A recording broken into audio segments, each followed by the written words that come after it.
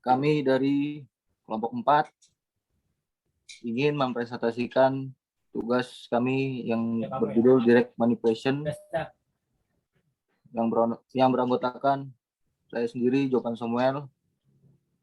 Yang kedua adalah Viola Prestika Dwi Winokan. Yang ketiga ada Pairus Salvalia. Yang keempat ada Bayu Aji Abimanyu. Di sini yang pertama akan dijelaskan oleh Pairus Salvalia tentang Dark Table of Content. Baik, saya akan menjelaskan tentang apa itu direct manipulation atau manipulasi langsung. Manipulasi langsung adalah kegiatan manusia dengan komputer dalam keadaan terus-menerus dengan yang ditangani dengan cepat, serta umpan balik bagi pengguna.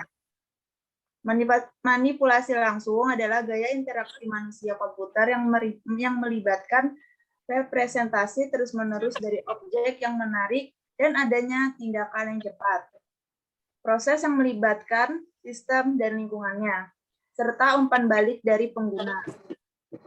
Berbeda dengan gaya interaksi lain, misalnya bahasa perintah. Tujuan manipulasi langsung adalah memungkinkan pengguna untuk memanipulasi objek yang disajikan kepada manusia dengan menggunakan tindakan yang sesuai dan lebih menyerupai tindakan dunia nyata. Contohnya seperti mengetik atau sekedar menggerakkan mouse di samping. Itu sendiri adalah salah satu konsep dasar dari sistem manipulasi langsung dalam konsep manusia dan komputer. Materi selanjutnya akan dijelaskan oleh Bayu.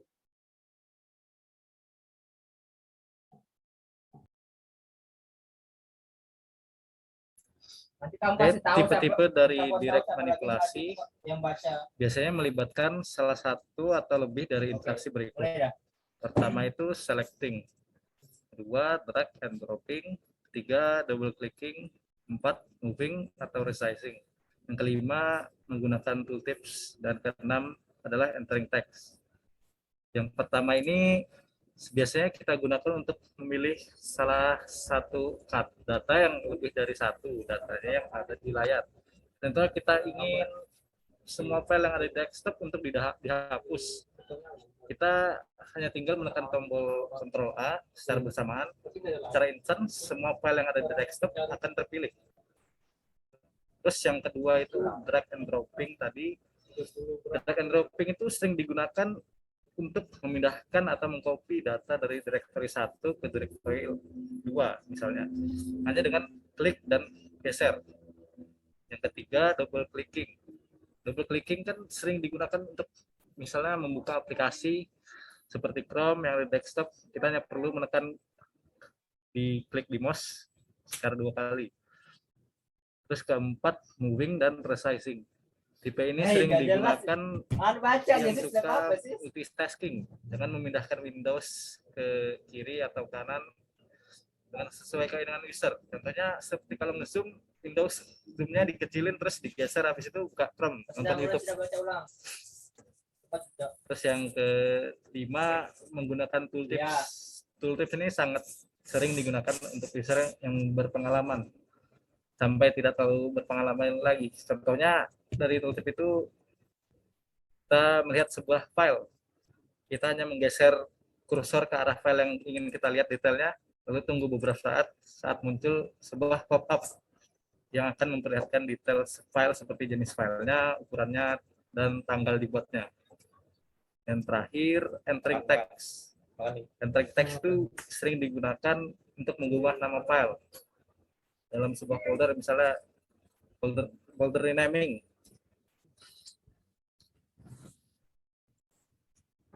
Selanjutnya adalah keuntungan dan kekurangan dari direct manipulation. Ini akan dijelaskan oleh Jovan Samuel. Ya, ini keuntungan dan kekurangan direct manipulation. Keuntungannya ini kita bisa lihat. Yang pertama mempunyai analogi yang jelas dengan suatu pekerjaan nyata. Yang kedua mengurangi waktu pembelajaran. Tiga memberikan tantangan untuk eksplorasi yang nyata. 4 mudah dioperasikan. 5 ini yang kelima ada tersedia berbagai perangkat bantu dengan merancang ragam dialog. Nah, ini ada kekurangannya. Kita bisa lihat ada 3 di sini. Yang pertama, poin yang pertama, memerlukan program yang rumit dan berukuran besar. Memerlukan tampilan grafis yang tinggi, memerlukan pikiran masukan seperti tikus dan trackball. Di sini saya akan menerangkan yang keuntungan. Yang pertama, dia kan mempunyai analogi yang jelas dengan suatu pekerjaan nyata. Ibaratnya kan sistem di sini kan mempunyai suatu analogi, berarti dapat memudahkan kita untuk sehari-hari dalam kegiatan. Ya kita misalnya untuk monitoring, apa ibaratnya kan tergantung pada kegiatan kita yang setiap kita butuhkan. Yang kedua adalah mengurangi waktu pembelajaran.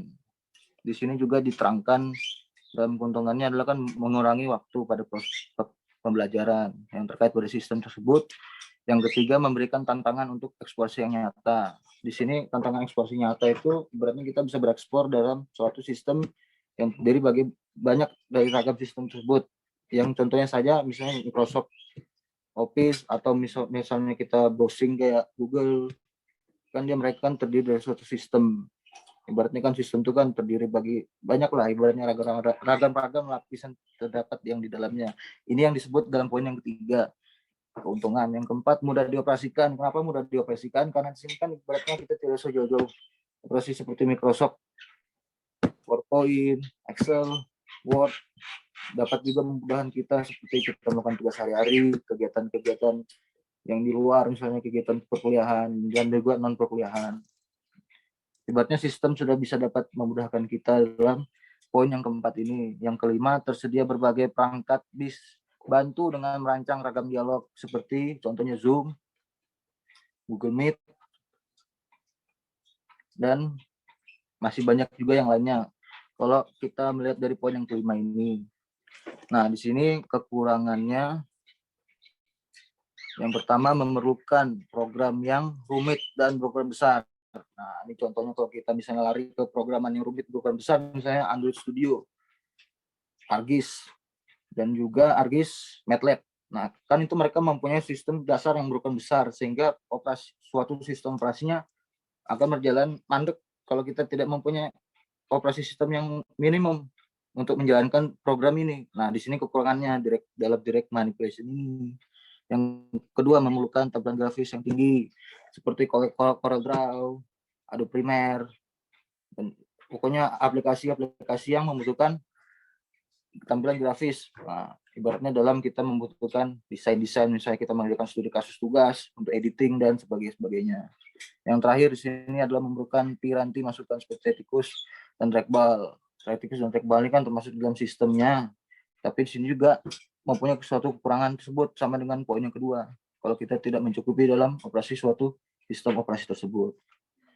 Ya, itu saja dari saya.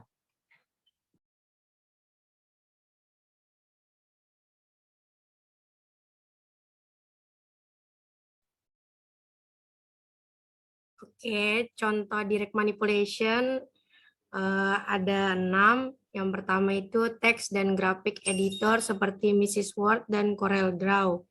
Nah, CorelDRAW sendiri itu sebuah program komputer editor grafik vektor yang berfungsi untuk mengolah gambar dan banyak digunakan pada bidang publikasi, percetakan, dan bidang lain. Jadi text dan graphic editor ini ya editor grafik dan juga tulisan. Terus yang kedua, Physical One Electronic Spreadsheet. Merupakan aplikasi lembar kerja spreadsheet pertama untuk PC. Ia dianggap sebagai aplikasi yang mengubah anggapan bahwa komputer mikro hanyalah hobi bagi penggemar fanatik komputer menjadi tool bisnis. Menurut beberapa sumber, dalam jangka waktu 6 tahun, Physical telah terjual sebanyak lebih dari 700.000 salinan.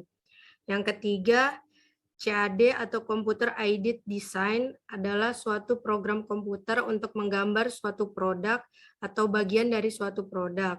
Produk yang ingin digambarkan bisa diwakili oleh garis-garis maupun simbol-simbol yang memiliki makna tertentu. CAD bisa berupa gambar 2 dimensi dan gambar 3 dimensi. Yang keempat, desktop metaphor. Desktop metaphor adalah metafor antarmuka yang merupakan seperangkat konsep pemersatu yang digunakan oleh antarmuka pengguna grafis untuk membantu pengguna berinteraksi lebih mudah dengan komputer. Metafor desktop memperlakukan monitor komputer seolah-olah itu adalah bagian atas meja pengguna, di mana objek seperti dokumen dan folder di dokumen dapat ditempatkan. Sebuah dokumen dapat dibuka ke jendela yang mewakili salinan kertas dari dokumen yang ditempatkan di desktop. Aplikasi kecil yang disebut aksesori meja juga tersedia, seperti kalkulator meja atau notepad dan lainnya. Yang kelima, video games.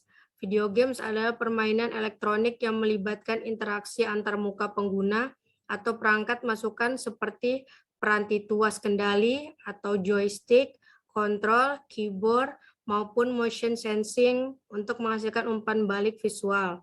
Umpan balik ini akan ditampilkan pada video perangkat layar seperti perangkat TV, monitor, layar sentuh, atau headset realitas virtual. Games ini juga seringkali dilengkapi dengan umpan balik audio melalui pengeras suara, speaker, atau penyuara jemala atau handphone, dan terkadang dengan jenis umpan balik lainnya, seperti teknologi haptik. Terus yang keenam, 3D Immersive VR System adalah teknologi yang mampu membangkitkan suasana 3D secara nyata, sehingga membuat penggunanya merasa seperti berada di dalam dunia nyata, meskipun pada kenyataannya sedang berada di dunia maya. Sekian presentasi dari kelompok 4, kurang lebihnya mohon dimaafkan. Terima kasih. Assalamualaikum.